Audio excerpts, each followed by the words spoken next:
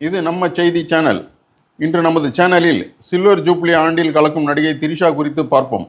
இந்த ஆண்டு நடிகை திரிஷாவிற்கு ஸ்பெஷல் ஆண்டாக அமைகிறது.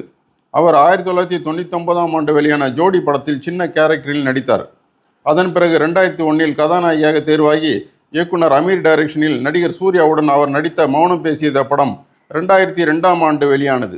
அதைத் தொடர்ந்து நடிகர் விஜயுடன் கில்லி, திருப்பாச்சி, ஆதி, குருவி படங்களில் நடித்தார். அந்த படங்களின் வெற்றி மற்றும் அவரது கியூட்டான நடிப்பால் அவருக்கென்று தனி ரசிகர்கள் உருவாகினர். நடிகை அசின் அவருக்கு போட்டியாக கருதப்பட்டார். இந்த நிலையில் நடிகர் ஜெயம் ரவியுடன், அதாவது இன்றைய நடிகர் ரவி மோகனுடன் உனக்கும் எனக்கும், சகலகலா வல்லவன், சிம்புவுடன் விண்ணை தாண்டிய வருவாயா ஜெசியாகவும், பொன்னியின் செல்வன் முதல் மற்றும் 2ஆம் பாகத்தில் குந்தவையாகவும், அதைத் தொடர்ந்து விஜயுடன் லியோ மற்றும் கோட் படங்களிலும் நடித்தார். அவற்றில் தனது தேர்ந்த நடிப்பால் தனக்கான இயக்குனர், தயாரிப்பாளர், ரசிகர்கள் மற்றும் தமிழ் பட உலகின் முக்கிய கதாநாயகிக்கான இடத்தையும் இன்று வரை தக்க வைத்து கொண்டார். அவர் தமிழ், தெலுங்கு, மலையாளம், இந்தி மொழிகளில் 60க்கும் மேற்பட்ட படங்களில் கதாநாயகியாக நடித்துள்ளார். குட் பேட் அக்லி படத்தின் டைரக்டர் ஆதிக் ரவிச்சந்திரன் கூட தனது முதல் படத்திற்கு திரிஷா இல்லைனா நயன்தாரா என்று பெயரிட்டு மகிழ்ந்தார்.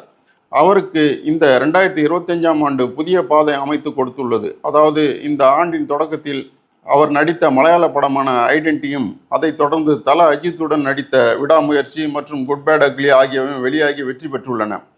அவற்றைத் தொடர்ந்து உலகநாயகன் கமல், சிம்புவுடன் திரிஷா நடித்த தக் லைஃப் படம் ஜூன் மாதம் வெளியாக உள்ளது. அதைத் தொடர்ந்து நடிகர் சிரஞ்சீவியுடன் அவர் நடிக்கும் விஸ்வம்பரா தெலுங்கு படம் இந்த ஆண்டு தீபாவளிக்கும், சூர்யாவுடன் நடிக்கும் பெயரிடப்படாத புதிய படம் இந்த ஆண்டு இறுதியிலும் ரிலீஸாக உள்ளதாக கூறப்படுகிறது. கடந்த 15 ஆண்டுக்கு பிறகு திரிஷா முக்கிய கேரக்டரில் நடித்து 3 படங்கள் வெளியாகி மீதமுள்ள 3 படங்களும் வெளியாகும் என்பதால் திரிஷாவுக்கு இந்த ஆண்டு ஸ்பெஷல் ஆண்டாகிறது. திரைப்பயணத்தில் 25வது ஆண்டை கடக்கும் அவருக்கு இது சிறப்பான வெள்ளி விழா ஆண்டும் கூட. அதனால் அவர் மிகுந்த உற்சாகமாக இருக்கிறார். மேலும் அவரது படங்களின் தொடர் வெற்றியால் இன்னும் சில ஆண்டுக்கு திரிஷா தனது இடத்தை தக்க வைத்துக் கொள்வார் என திரையுலகினர் கூறுகின்றனர். அவருக்கு நம்ம செய்தி சேனல் சார்பாகவும் வாழ்த்துக்களை தெரிவித்துக் கொள்வோம். அடுத்த சினிமா செய்தியில் சந்திப்போம். நன்றி, வணக்கம்.